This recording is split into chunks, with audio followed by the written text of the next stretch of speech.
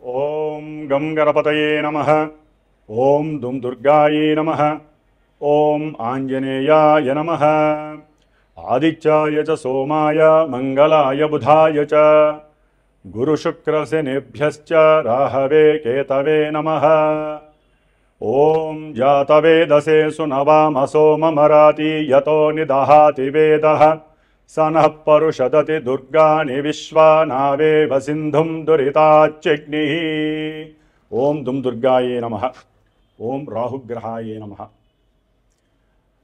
ఓం అర్ధకాయం మహావీరం చంద్రాదిత్య విమర్ధనం సింహికాగర్భసంభూతం తం రాహుం ప్రణమామ్యహం. ఈ యొక్క స్తోత్రాన్ని వీక్షించేటటువంటి వాళ్ళల్లో ముఖ్యంగా ప్రతి ఒక్కరూ దుర్గాదేవిని ఆరాధించవచ్చు.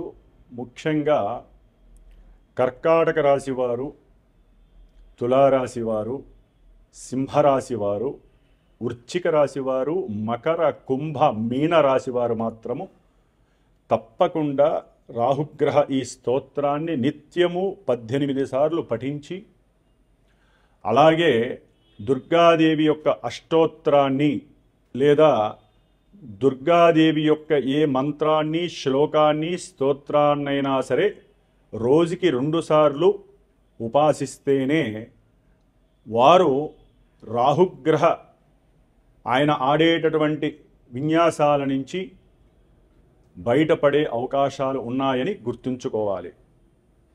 ముఖ్యంగా వినేటటువంటి ఈ యొక్క వీక్షించేటటువంటి ప్రేక్షకులందరూ కూడా ముఖ్యంగా కొన్ని ఎథిక్స్తో కూడినటువంటి ఆ బుద్ధిని, జ్ఞానాన్ని ఉపయోగించుకోగలిగితే బాగుంటుందని ఉద్దేశ్యము.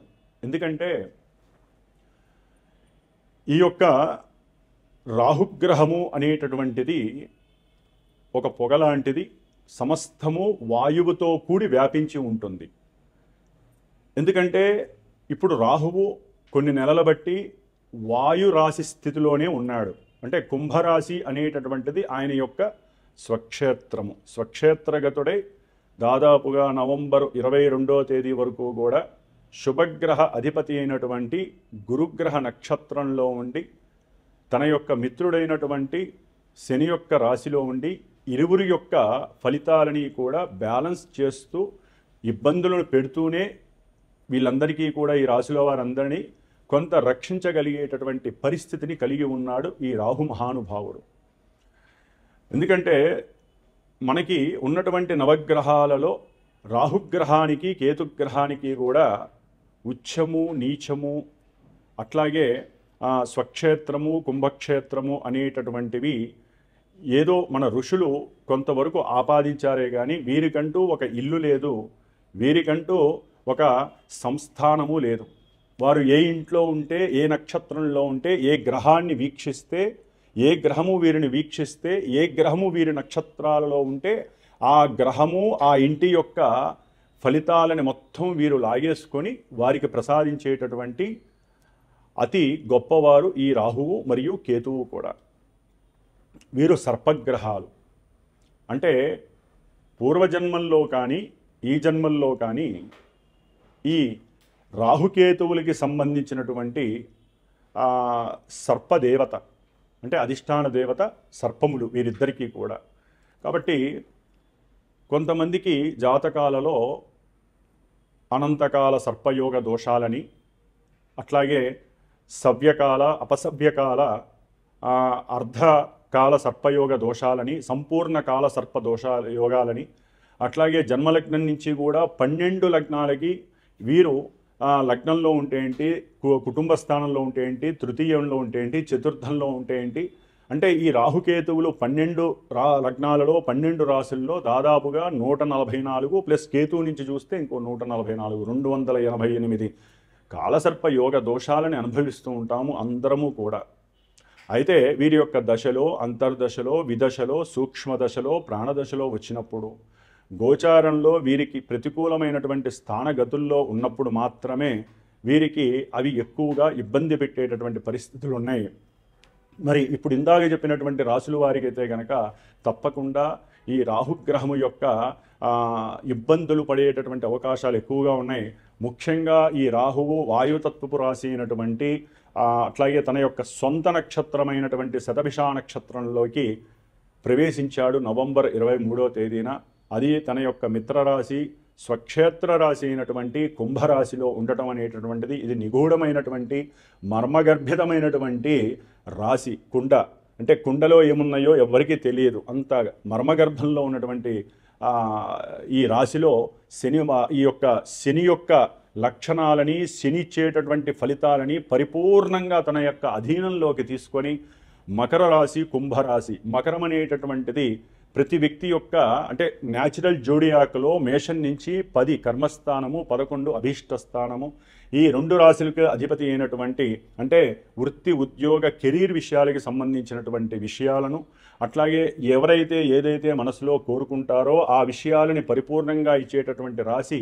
మరి అన్ని రకాలైనటువంటి లాభాలకి అంటే శరీర ఆరోగ్యము రీత్యా ధనలాభము, కుటుంబ సౌఖ్యము, అట్లాగే భార్యాభర్తల అనుకూలత, విద్యాలాభము, సంతాన యోగము, అట్లాగే ప్రతి కార్యంలో విజయలాభ సిద్ధి, వృత్తిలో ఎదుగుదల కావచ్చు, ప్రమోషన్ లెవెల్స్ కావచ్చు, మిత్రుల యొక్క సఖ్యత కావచ్చు, అట్లాగే తల్లిదండ్రుల నుంచి వచ్చేటటువంటి పూర్వార్జిత ఆస్తిపాస్తులు కావచ్చు, కోర్టు వ్యవహారాల యందు లాభస్థితులు కావచ్చు, అట్లాగే ముఖ్యంగా ఆకస్మికంగా ఒక ఇన్సూరెన్స్ పరంగా కావచ్చు, లేకపోతే వారి పెద్దవాళ్లలో ఎవరైతే చనిపోతే వారికి సంబంధించిన ఆస్తులు వీళ్ళ యొక్క ఆస్తుల్లో కలవచ్చు, భూగృహాలు వీరికి ఆకస్మికంగా రావచ్చు, ముఖ్యంగా పిత్రార్జిత లాభం కావచ్చు, లేకపోతే వీరికి గవర్నమెంట్ ఉద్యోగ లాభస్థితులు కావచ్చు, లేకపోతే ఏదైనా సరే ఒక నదీ తీరాలు కానీ పుణ్యక్షేత్రాల దర్శనము ఎప్పుడూ చేసే యోగము కావచ్చు, ఉద్యోగము వలన కలిగేటటువంటి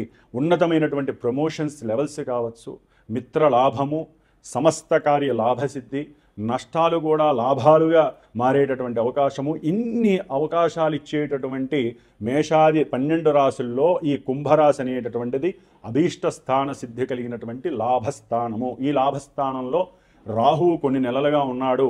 ఆ నెలలుగా ఉండి గురువు యొక్క నక్షత్రంలో ఉండి చాలా వరకు కొంతమందిని సేవ్ చేశాడు. కానీ ఇప్పుడు ఆయన సొంత నక్షత్రంలోకి వచ్చి ఒక్కొక్కల యొక్క అంతు చూసేటటువంటి పరిస్థితి ప్రారంభమవుతుందని చెప్పవచ్చు. ఎందుకంటే ఎవరి నక్షత్రంలో ఉండి ఎవరి అయితే అనుకూలంగా ఉంటారో శని ఈయనకి అనుకూలంగా ఉంటాడు. ఎందుకంటే ఇద్దరు పాపులు, ఈ ఇద్దరు పాపులు మహామిత్రులు. ఆ మిత్రులు ఇద్దరు కూడా ఈ స్థానంలో వారిచ్చేటటువంటి ఫలితాలన్నీ కూడా కర్మ ఫలితాలని తవ్వి చూసేటటువంటి. ఎందుకంటే కుంభరాశి అనేటటువంటిది మామూలుగా వ్యవహారిక భాషలో తవ్వకాలకి అంటే తవ్వితే పురాతన వస్తువులు బయటకు వచ్చినట్టుగా, లేకపోతే నదీ గర్భంలో ఉన్నటువంటి ఎన్నో పెట్రోలు, డీజిలు ఇలాంటి ఐటమ్స్ కావచ్చు, లేకపోతే లోపల ఉన్నటువంటి ఖనిజాలు కావచ్చు, సంపద కావచ్చు, ఏదైనా సరే మంచి కావచ్చు, లేకపోతే నీళ్ళ లోపల ఉన్నటువంటి చెడుకు సంబంధించినటువంటి వ్యవహారాలు కావచ్చు, నీటి యొక్క ప్రమాదాలు కావచ్చు, ఇలా ఎన్ని విషయాలైతే వాయు సంబంధిత ప్రమాదాలు కావచ్చు, లేకపోతే మనకి ప్రతి రాశికి కొన్ని యొక్క మన దేశంలో కొన్ని రాష్ట్రాలు ఉన్నాయి, ప్రపంచంలో కూడా ఒక్కొక్క రాశికి మేషరాశి నుంచి 12 రాశుల్లో కొన్ని దేశాలు కూడా ఉంటాయి. మనకి వాతావరణ జ్యోతిష్యం చూస్తే కనుక ఇట్లా అన్నిటి మీద ఈ యొక్క రాహువు యొక్క ప్రచండమైనటువంటి ఉద్రేకభరితమైనటువంటి ఎక్కడా కూడా కాంప్రమైజ్ కానటువంటి స్థితిగతులని మనకి అనుభవంలోకి తెచ్చేటటువంటి గ్రహము ఈ రాహుగ్రహము. దాదాపుగా నవంబర్ 23వ తేదీ నుంచి ఆగస్టు 2వ తేదీ వరకు కూడా దాదాపుగా ఒక 9.5 నెలలు ఆయన ఆడుకునే ఆటలో మనందరము కూడా పావులమవుతాము. ముఖ్యంగా జన్మజాతకంలో ఎవరికైతే కనుక శనికి సంబంధించినటువంటి నక్షత్రాలు ఉంటాయి కొన్ని, ముఖ్యంగా పుష్యమి నక్షత్రము, అనురాధ నక్షత్రము, ఉత్తరాభద్ర నక్షత్రము, అట్లాగే శనిగ్రహ రాశులు మకరము, కుంభము ఈ రాశుల వారు. అట్లాగే రాహుగ్రహ నక్షత్రాలు ఉంటాయండి, ఆరుద్ర నక్షత్రము, అట్లాగే స్వాతి నక్షత్రము, శతభిష నక్షత్రము, అట్లాగే కుంభరాశి ఆయన ఉన్నటువంటి రాశిగతులు. వీరు ముఖ్యంగా చాలా జాగ్రత్తగా ఉండాలి. ఈ రాశుల్లో ఈ నక్షత్రాల్లో ఉన్నటువంటి అది ముఖ్యంగా సింహరాశి వారైనా సరే, లేకపోతే ఆయన వీక్షిస్తున్నటువంటి రాశుల్లో తులారాశి ఒకటి ఉంది, మిథున రాశి ఉంది, వ్యాపార రాశులు. ఈ రెండూ కూడా వ్యాపార రాశులు. వాయు సంబంధిత రాశులను చూస్తూ వాయు సంబంధితమైనటువంటి ఆ రాశి అయినటువంటి మేషరాశి వారికి రాహువు కొన్ని నెలలుగా లాభంలో ఉన్నప్పటికీ ఆయన గురు నక్షత్రంలో నవంబర్ 22వ తేదీ వరకు ఉండి నవంబర్ 23వ తేదీ నుండి ఆగస్టు 2వ తేదీ వరకు కూడా అంటే 2026 ఆగస్టు 2వ తేదీ వరకు ఈ రాహు అనేటటువంటి వాడు శని యొక్క రాశి కుంభరాశిలో ఉండి సొంత నక్షత్రమైనటువంటి శతభిష నక్షత్రంలోకి ఆయన తన యొక్క స్థితిని మార్చుకుంటున్నాడు. అదే ఇంట్లో ఉన్న తన యొక్క స్థితి మారుతోంది, నక్షత్ర స్థితి. ఇది చాలా గొప్ప వైవిధ్యకరమైనటువంటి స్థితి మేషరాశి వారికి అని చెప్పచ్చు. అయితే ఇక్కడ మేషరాశి వారికి కుజుడు అధిపతి. ఇక్కడ చూస్తే లాభంలో రాహు ఉన్నాడు, శని ఇంట్లో ఉన్నాడు. మరి కుజుడికి, లాభంలో ఉన్న రాహుకి, శని ఈ ముగ్గురికి కూడా ఒకరి అంటే శని రాహువులు ఒక గ్రూప్ అయితే కుజుడితో అసలు పడదు. మరి వీరి అభీష్టం ఏ విషయంలోనైనా, ఆరోగ్య విషయంలో కావచ్చు, ధన విషయంలో, కుటుంబ సౌఖ్య విషయము, సంతాన విషయము, విద్యా విషయము, ఉద్యోగంలో చివరికి ప్రమోషన్ విషయము, గృహ సౌఖ్యము కానివ్వండి, గృహ లాభాలు కానీ, రియల్ ఎస్టేట్ వ్యాపారస్తులకు కానివ్వండి, అధికారంలో విపరీతమైనటువంటి ఒక పోర్ట్ఫోలియో సాధించడానికి కానివ్వండి, అంటే రాజకీయ పరంగా కానివ్వండి, క్రీడల యందు మంచి స్థితిగతుల్ని పొందటానికి కానివ్వండి, అట్లాగే అన్నదమ్ముల యొక్క వ్యవహారాదుల్లో, మరి పూర్వార్జిత ఆస్తుల విషయంలో, కోర్టు వ్యవహారాదుల్లో లాభం గడించటానికి కానివ్వండి, అట్లాగే ఏదైనా దీర్ఘకాలిక అనారోగ్యాలు ఉన్నట్లయితే అవి కొంచెం తగ్గుముఖం పట్టి కాస్త ఆరోగ్యము మెరుగుపడటము, ఎవరికైనా కొంత ఈ రాహు కలుగు చేసేటటువంటి కొన్ని ఆరోగ్య వ్యవస్థాగత లోపాల్లో కణతలు, లేకపోతే పుండ్లు, లేకపోతే క్యాన్సర్కి సంబంధించిన ఎన్నో వ్యాధులు, అట్లాగే దీర్ఘకాలిక మోకాల నొప్పులు, కండరాల నొప్పులు, పాదాలకు సంబంధించిన ఎన్నో బోధకాలకు సంబంధించినటువంటి రోగాలు, లేకపోతే క్రిమికీటకాదులు, విషపు జంతువుల కాటు వలన వారికి ఇంకా ఎన్నో ఇబ్బందులు కలిగినటువంటి వారికి కొంత ఉపశమనం కలగటానికి ఈ మేషరాశి వారికి కొంత అనుకూలమైన పరిస్థితులు అయితే కలుగుతున్నాయి. ప్రతి పనిలో విజయ ఢంకా మోగిస్తారు, విజయ లాభసిద్ధి కలుగుతుంది. అట్లాగే వీరు తాము చేసేటటువంటి ఉద్యోగ వ్యవస్థల్లో తమకన్నా కింద వారితో అనుకూలంగా, చాలా ఉత్సాహభరితంగా, చాలా మంచి ప్రవర్తనతో, అడపాదడపా వారికి కొంత ఏదైనా లాభాన్ని కలిగించేటటువంటి మాట అనుకూలత కానీ, మాట సహాయాన్ని కానీ, అవసరమైతే అడిగినటువంటి వారికి కొంచెం ధన సహాయం కనుక మీరు చేసినట్లయితే కనుక మీలో ఎక్కడా కుళ్ళు, కల్మషము, క్రోధము ఇవన్నీ తీసివేస్తే కనుక మీ స్థాయి ఒక రేంజ్కి పెరగటానికి ఈ రాహువు చాలా చాలా ఉపయోగపడతాడు మేషరాశి వారికి.